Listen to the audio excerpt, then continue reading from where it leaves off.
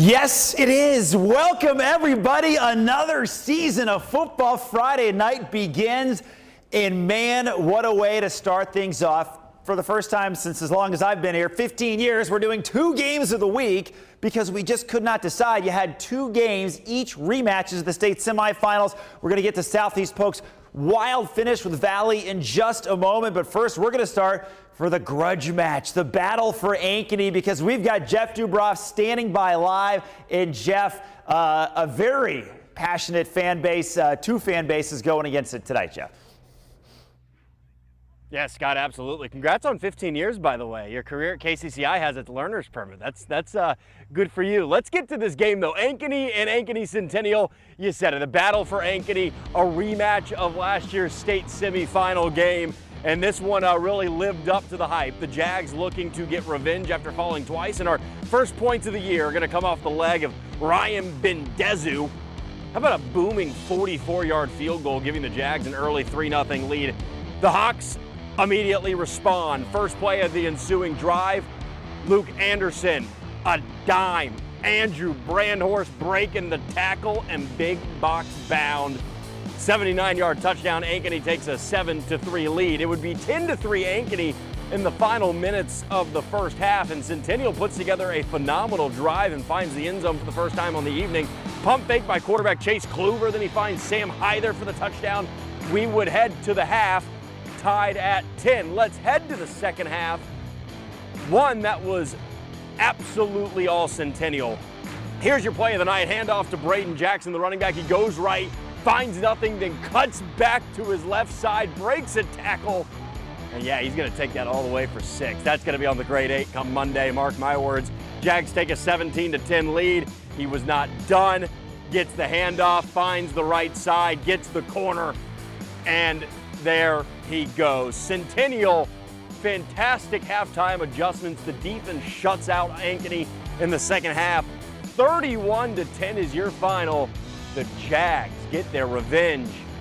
Yeah, it felt sweet.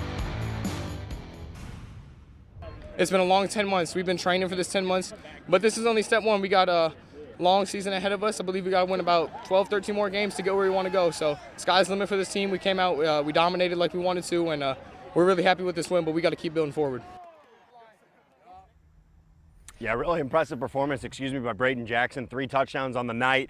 Malachi Curvey had an interception. This Ankeny Centennial team looked really good, and the hunger that they had all offseason showed up tonight. A 31-10 win over the rival Ankeny. They take the battle for Ankeny, the Jaguars do, and they're going to have a big season ahead. Reporting live from Ankeny City Stadium, Jeff Dubroff, KCCI.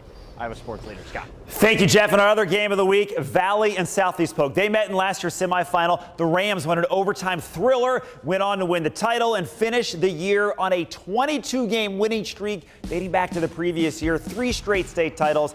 They ran the table last year, and tonight, what a way to begin the new season. No score in the second quarter. Finally, a touchdown, and it's by the Rams. Holden Hansen to Sam Zelinovich.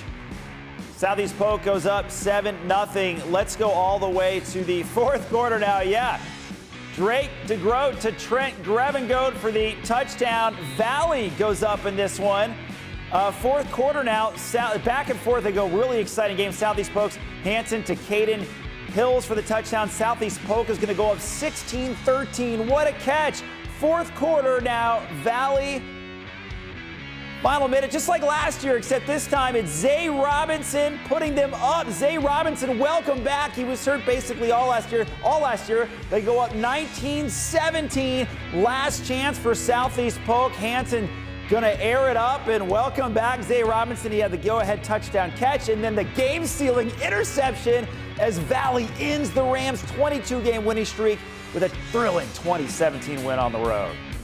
All right, let's take you around the area. Last year, Urbandale lost its opener to Indianola, 31-zip. This year, the Jayhawks determined to strike back, and they did early. First quarter, Landon Rennan to downtown Turner Brown. He has nothing but green ahead. 75-yard touchdown, and the crowd goes wild. Beach out night out there at Urbandale. Second quarter, Jake Pointier dives in for Indianola. Tied the game at 7. Urbandale would lead the 17-7. Put me on TV! But then Indianola roared back, and Indianola does shut down Urbandale and win 21-17. Waukee Northwest and Johnston. Waukee Northwest quarterback Mac Heitland gonna float one up there, and Jordan Green reels it in. Nicely done. We were tied at 14 at the half. Under 3 to go. Johnston down 17-14. D'Angelo Barque. That's a touchdown. Johnston goes up 21-17. So a minute left. Now Waukee Northwest has to go for it on 4th and long in their own territory. They're down 21-17. They don't get the miracle. Instead, Johnston picks it off. Bryce Beecham. He feels like scoring. Johnston puts another touchdown on the board, and they went on the road 28-17. Dowling taking on Cedar Rapids Kennedy over at Valley Stadium. That's Dowling with the ball on the right, controlling the first half. Parker DePhillips to Jacob Scow. Dowling goes up by a score of 17-0, and they win 24-12. All right, time for a quick break on Football Friday night. We got a lot more to get to. We're going to go around the area, our wild card game, and a very splashy debut at Roosevelt. See what I mean coming up next. Stay tuned.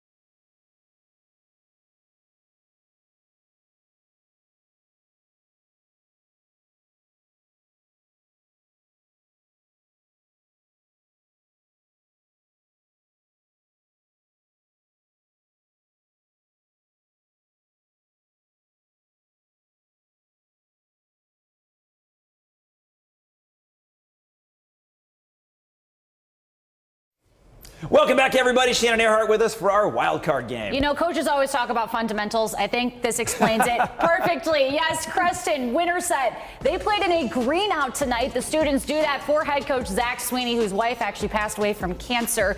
So it was nice of them to do that. Senior QB Hunter Lyon under center here. Bowen Tadlock catches the toss, and watch out, he is coming right at you. Watch out, I did not get hit. Thankfully, I'm still standing here today. The quick play sets up this walk-in touchdown for Hank Wilms. The Huskies go for 2, and it's Jaden Cooper, the big tight end, who climbs the ladder. Winterset leads 8-0. Now, this girl is keeping Creston's energy alive. How about those dance moves? Okay, now pay attention here. Seriously, QB Tanner Ray hands off to Xander Drake, who pitches to Weston Trapp. The trickery is a bomb downfield, but Winterset is no fool. Gavin Day picks it off. Time would expire in the half, but what a play. Third quarter still 8-0, winner set. Willems is as elusive as they come, a man among boys. Winner set wins this rivalry showdown 31-6. Thanks, Shannon. How about a little Norwalk-Carlisle rivalry, the battle for Highway 5. Norwalk leads 21-7, 3rd and 10. CJ Hogg gets swallowed up by Tyler Stanford and Colton Borcherding Johnson. The Warriors take no prisoners. They win 35-7 in the rivalry game. Shannon? Battle for the bridge. Woodward Granger playing at Madrid first quarter. Madrid's Loken Velke, the keeper, but Madrid failed to cash it in for any points at all. A lot of close calls right at the camera here. I mean, we had ourselves a day. We did stay safe. Woodward Granger QB Talon Fusen unleashes this bomb downfield. Kane Mahler Marino fights for the catch. It was wire to wire. Woodward Granger wins it 29-28 in overtime. All right, last check. This game was still in overtime. Bonnaroo, Farrar, and North Polk. These guys always put up the points. It was tied at 7 in the second quarter. Going to show you Blake Guthrie breaking some tackles. Dives for it and makes it 14-7. Bondurant Farrar. Jordan Ryle is having a huge game. And right now, it looks like I got a final. North Polk pulls off the overtime win, 42-41. Wow, go look at that, Comets. Doesn't get closer than that. A Metro battle, though, at MediaCom between Lincoln and Roosevelt. The Rough Riders started to pull away in the second. Jonah Calderon heads for the pay dirt. Lincoln's defense will pop it up. Calderon does land on it, though, and it's called a touchdown. Roosevelt led 28-7. Javon Sanders had around 100 yards rushing in the first half alone, including a long TD. He had a big gainer before half, but the Belt defense held on after that. Roosevelt wins it 49-17. And quickly, I know we're running out of time, but I want to show Coach Ernst Brunn getting the Gatorade bat. Just had this sent in to me from my friend Liz Edelman. Congrats, Ernst Brunn, first win as head coach of Roosevelt. We got Fan of the Week. Too good. Fan of the Week up next.